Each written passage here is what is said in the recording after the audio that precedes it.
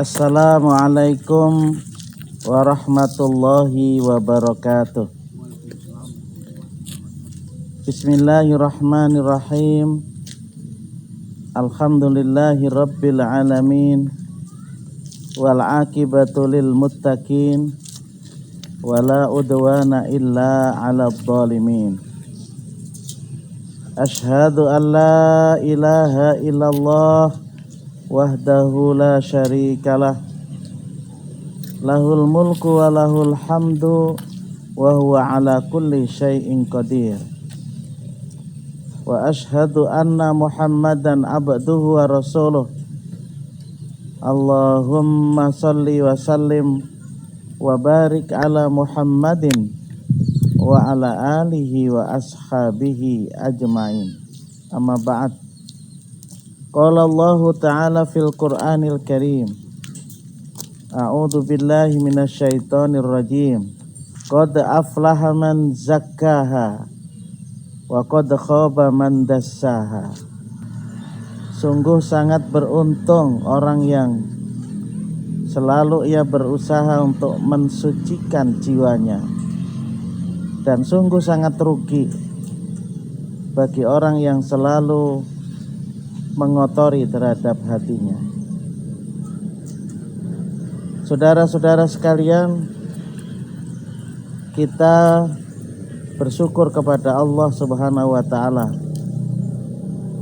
Tidak seberapa lama lagi kita akan memperingati hari ulang tahun kemerdekaan Republik Indonesia yang ke-75, yaitu mulai 17 Agustus 1945 sampai saat ini, insya Allah 17 Agustus 2020. Saudara sekalian, sebuah pepatah mengatakan tiada yang paling berharga dalam hidup ini selain kemerdekaan. Jadi kemerdekaan memang sangat mahal, karena untuk meraih kemerdekaan itu diperlukan sebuah perjuangan, sebuah pengorbanan, baik harta maupun nyawa. Dan umat Islam sangat berperan dalam memperjuangkan kemerdekaan bangsa Indonesia tempo dulu.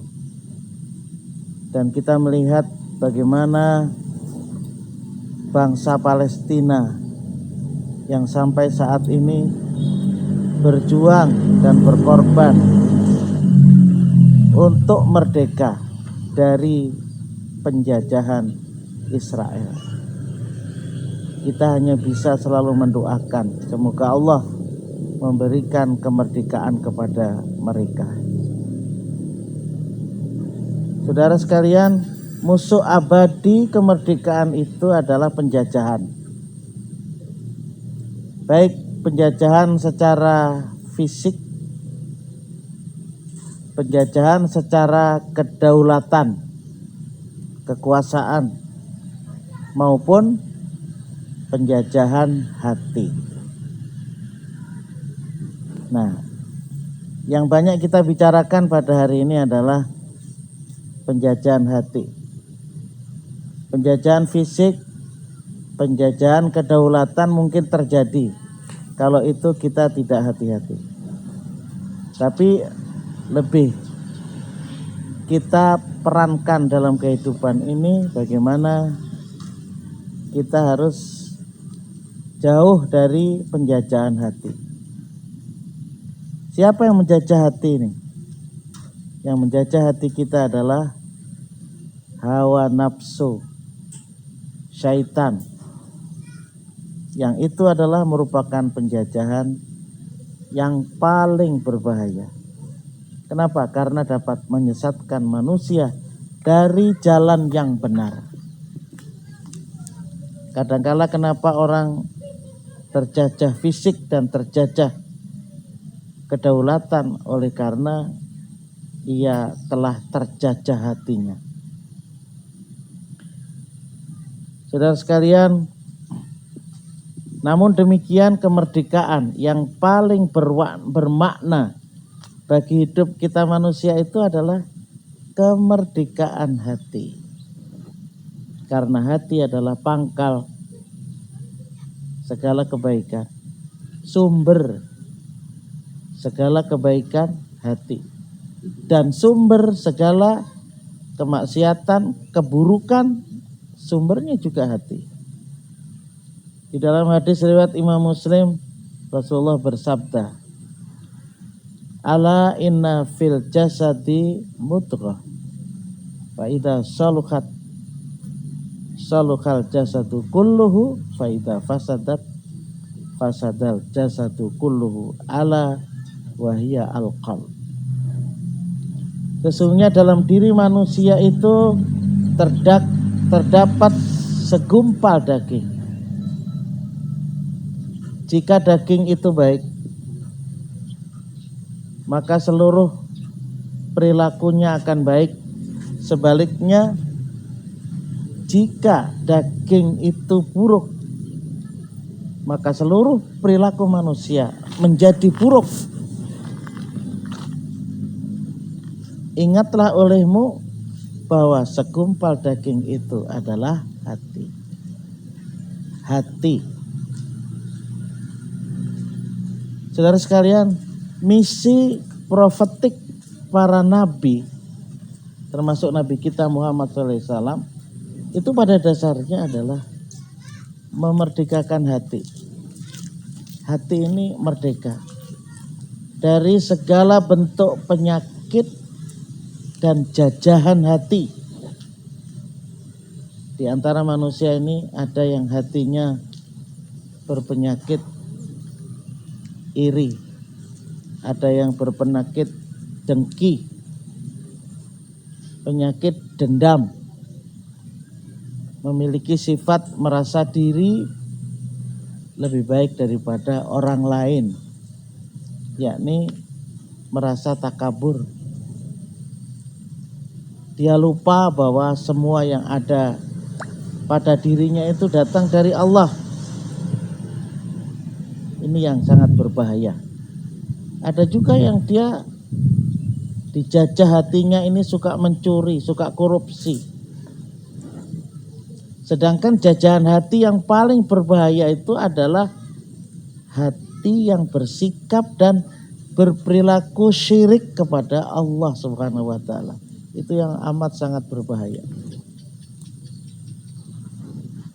Hati yang diliputi oleh kesyirikan senantiasa akan menjauhkan manusia itu dari bertauhid,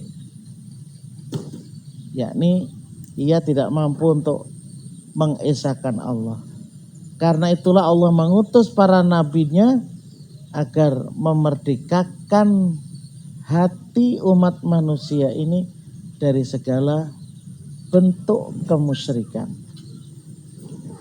Saudara sekalian, Al-Quran mengisahkan bagaimana Nabi Ibrahim mencari Tuhan. Nabi Ibrahim berdialog dengan alam raya, sehingga pada akhirnya Nabi Ibrahim menemukan tauhid sejati. Mula-mula beliau melihat bintang, lalu melihat bulan, dan menganggap keduanya sebagai Tuhan. Namun karena keduanya sirna, keduanya tenggelam dari pandangan mata, beliau tidak lagi mempercayainya, meyakininya sebagai Tuhan. Setelah itu Nabiullah Ibrahim melihat matahari dan dianggapnya matahari itu sebagai Tuhan, oleh karena matahari jauh lebih besar dari bintang dan bulan.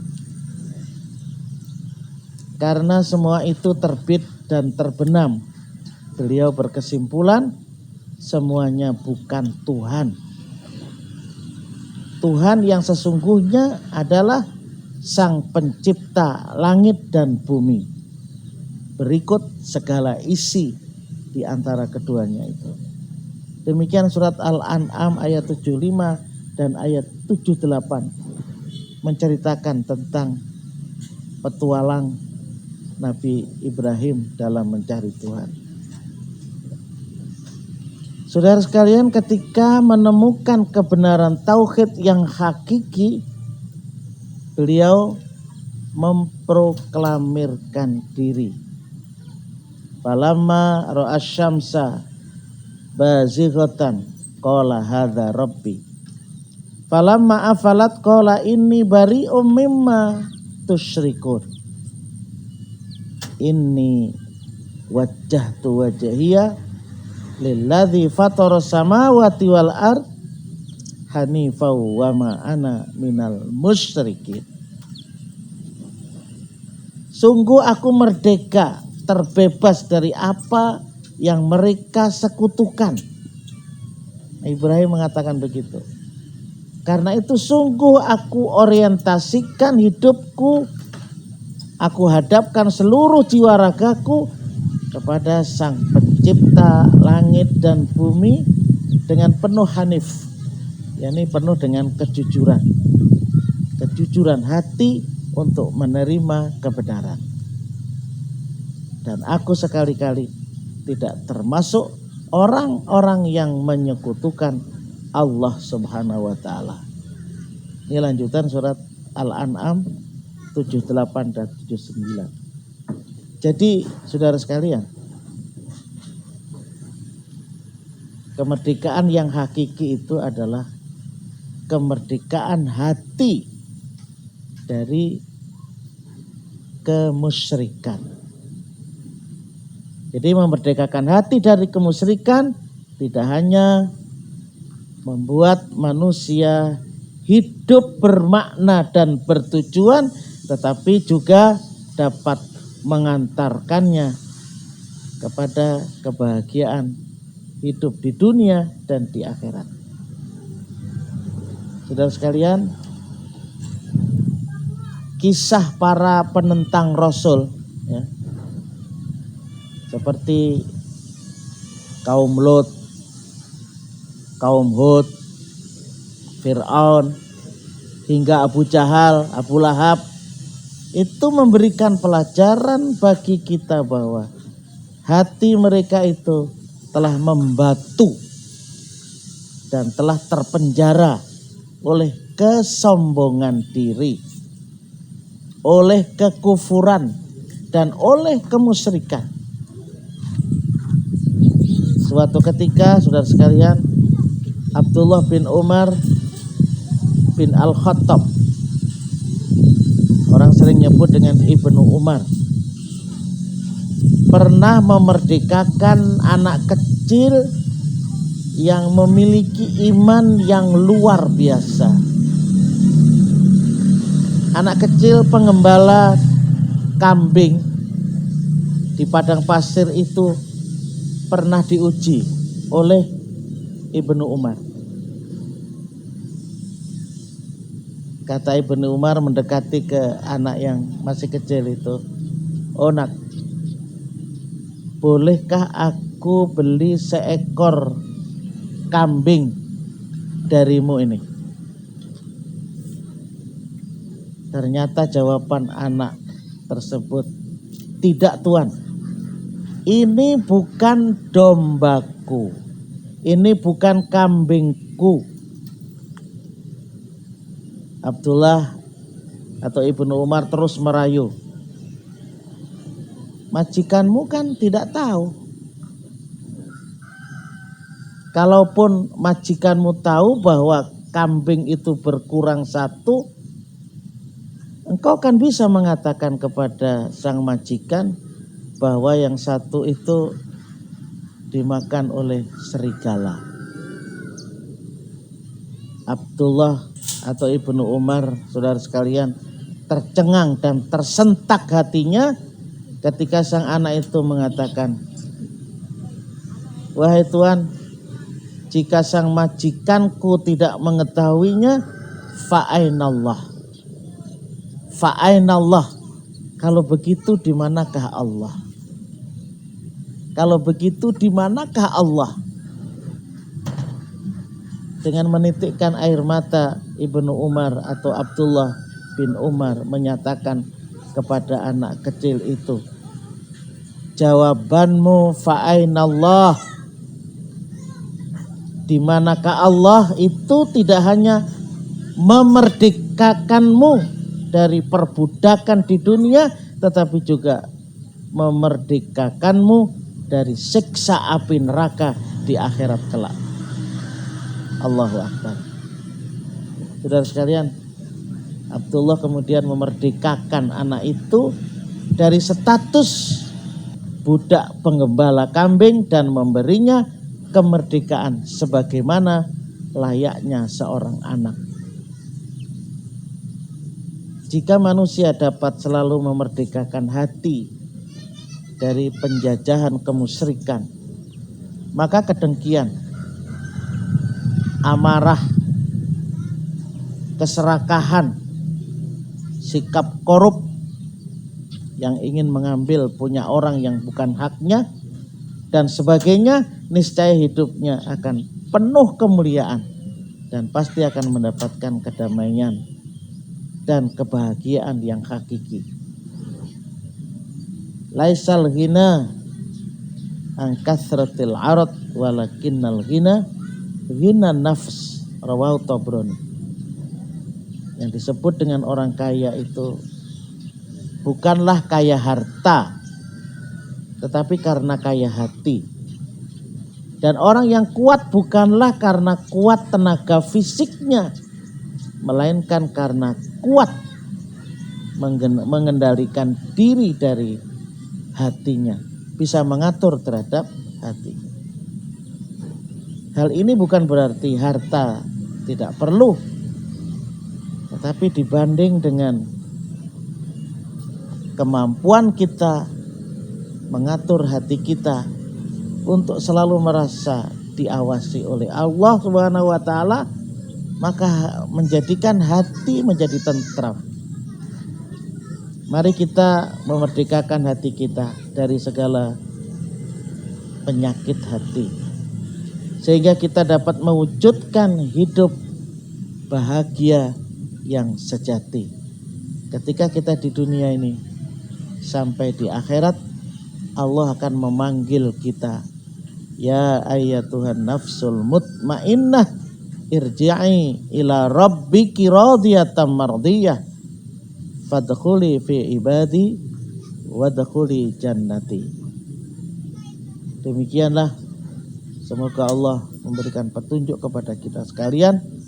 Adanallahu wa iyyakum ajma'in.